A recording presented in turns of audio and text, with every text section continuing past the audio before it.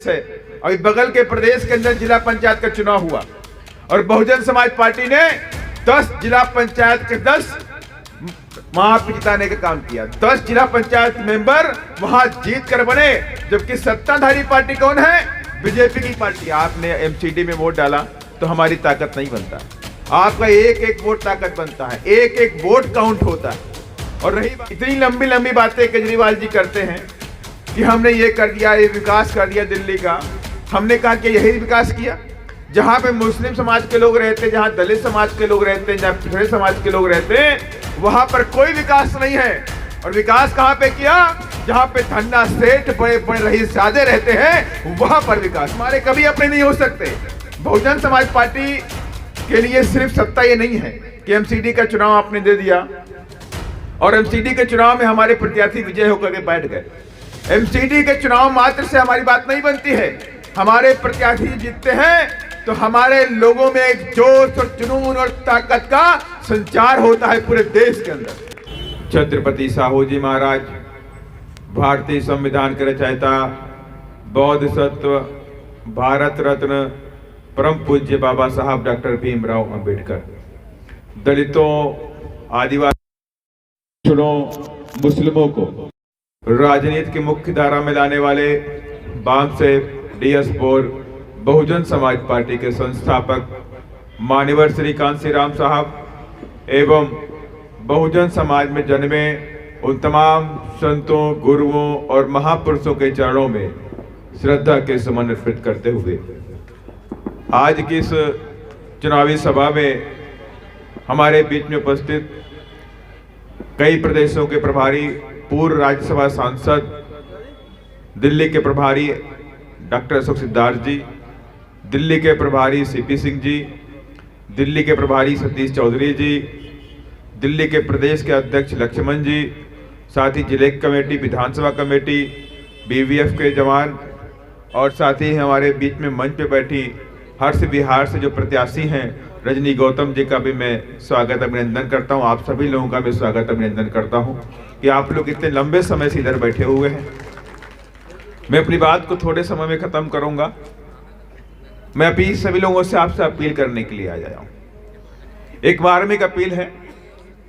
ये चुनाव एमसीडी का है और इस एमसीडी के चुनाव से न तो कोई सरकार बनने जा रही है, लेकिन ये चुनाव हमारे लिए अहम किस बात को लेकर के है?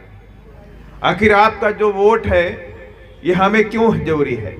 ये हमारे इस मोमेंट के लिए जरूरी क्यों है?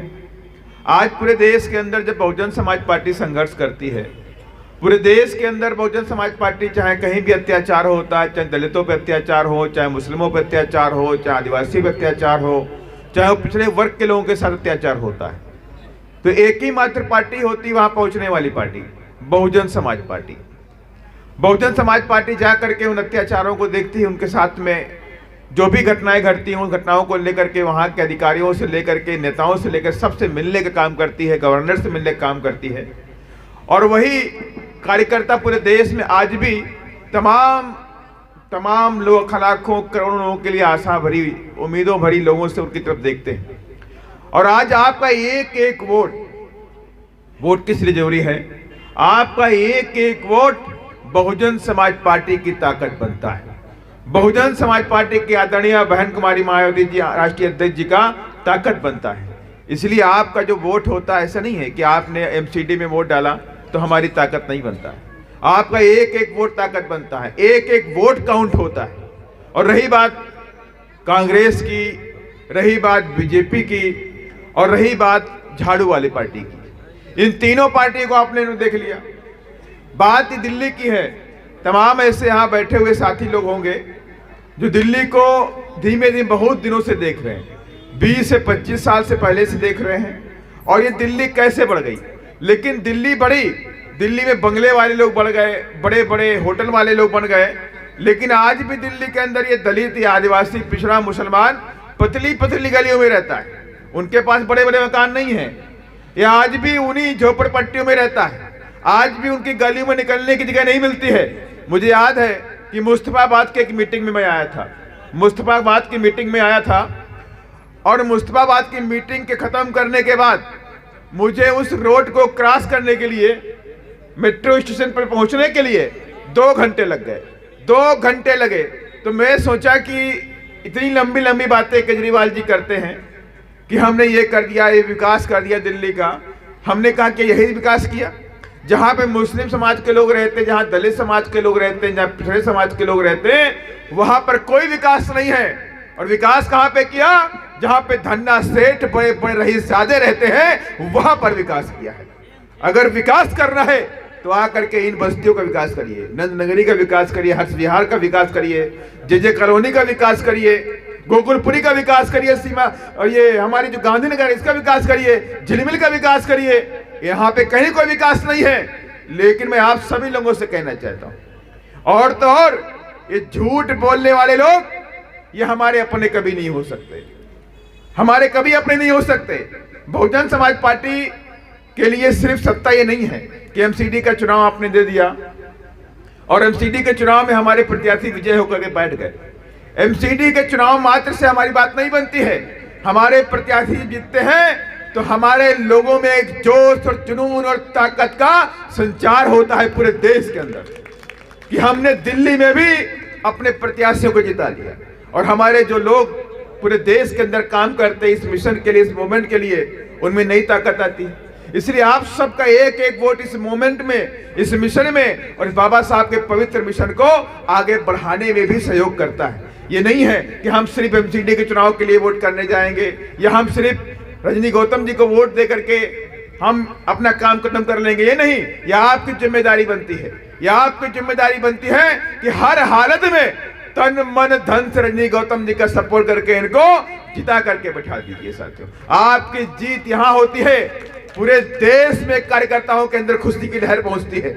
अभी बगल का आपका जो प्रदेश है, अभी बगल के प्रदेश के अंदर जिला पंचायत का चुनाव हुआ और बहुजन समाज पार्टी ने 10 जिला पंचायत के 10 वहां पे जिताने का काम किया। 10 जिला पंचायत मेंबर वहां जीत कर बने, जबकि सत्ताधारी पार्टी कौन है? बीजेपी की पार्टी है। और बीजेपी की पार्टी ने पूरे प्रदेश के अंदर 22 जिता लिए और हमारे पास कोई सत्ता भी नहीं है। लेकिन उसके बाद कार्यकर्ताओं ने 10 मेंबर जिता करके बहुजन समाज पार्टी की झोली में डालने का भी काम कर दिया। पूरे देश में माहौल बना। बहन जी आज से सुबह फोन किया तो बहन जी को बताया मैंने कि माने बहन जी हमने 10 जिला पंचायत के सदस्य वहां जिताने का काम किया। बहन जी खुश हुई। तो ऐसी हमें आशा और उम्मीद भी है। और बहन जी ने कहा भी कि दिल्ली में भी हमको रिजल्ट चाहिए। दिल्ली में पूरे देश के लोग रहते हैं और जो दिल्ली में नीला झंडा, नीला हाथी निशान, जो हमारा स्वाभिमान है, जो हमारा अभिमान है, जो हमारी ताकत है, जब ये लहराएगा तो ये संदेश पूरे देश में जाएगा कि बहुजन समाज पार्टी ने दिल्ली को फतेह करने का भी ठान लिया है। साथियों, इसीलिए आप सभी लोगों से मैं कहना चाहता हूं कि इस चुनाव के अंदर आपका वोट अहम। पूरे देश के अंदर अत्याचार होता है, दलितों के ऊपर अत्याचार होता है, आदिवासियों पर अत्याचार होता है, मुस्लिमों पर अत्याचार होता है। अभी आज मैं एक वीडियो देख रहा था, आज रामपुर के जो हमारे आजम खान जी हैं वो रो रहे थे, वो मीटिंग में रो रहे थे, चिल्ला चिल्ला के बोल रहे थे कि मेरी और मेरे कौम के ऊपर इस देश के अंदर सितम होता है। और इस सितम के जिम्मेवार वो आजम खान जी हैं कि जिन्होंने पूरी जीवन एक गलत पार्टी में बिता दिया। और ये माननीय श्री कांसीराम साहब ने आज नहीं, बहुत पहले बोला था, जब यहाँ पे जमा मस्जिद में बुखारी जी हुआ करते थे तो उन्होंने कहा था कि दलित मुसलमान हो जाओ तैयार, कब तक सहोगे अत्याचार।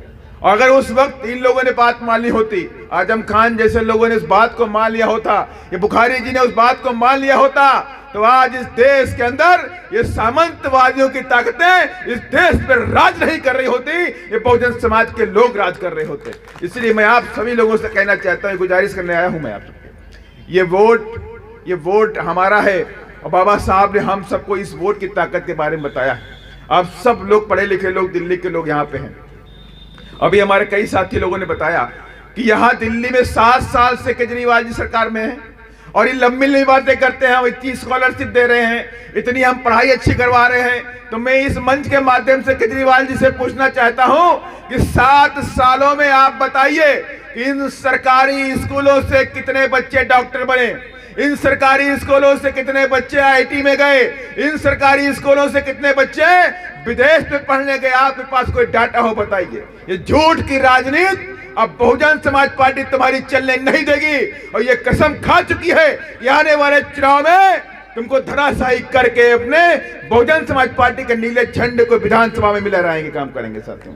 इसलिए मैं आप सभी लोगों से ये पूरी आशा और विश्वास के साथ में, मुझे पूरी आशा और विश्वास है कि आप सभी लोग अपनी पार्टी को मजबूत बनाएंगे। हम सभी लोग ये जिम्मेवारी बनती है कि हम अपनी पार्टी को जिताएं और अपनी पार्टी को मजबूत बनाएं और दिल्ली के अंदर ये नीला झंडा पूरी ताकत के साथ में लहराना चाहिए एमसीडी के चुनाव में भी साथियों। यही मैं आप सभी लोगों से आशा विश्वास करते हुए, क्योंकि समय ज्यादा है, अगली मीटिंग में अभी बगल में मीटिंग, वहां भी जाना है।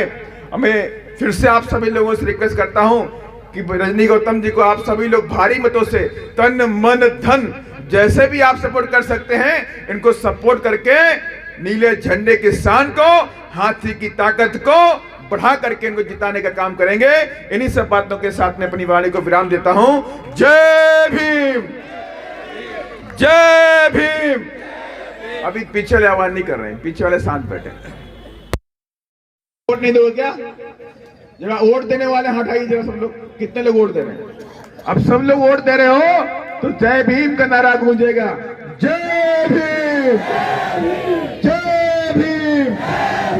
बहन कुमारी मायावती, बीएसपी की क्या पहचान? मारवाड़ श्री घनश्याम साहेब।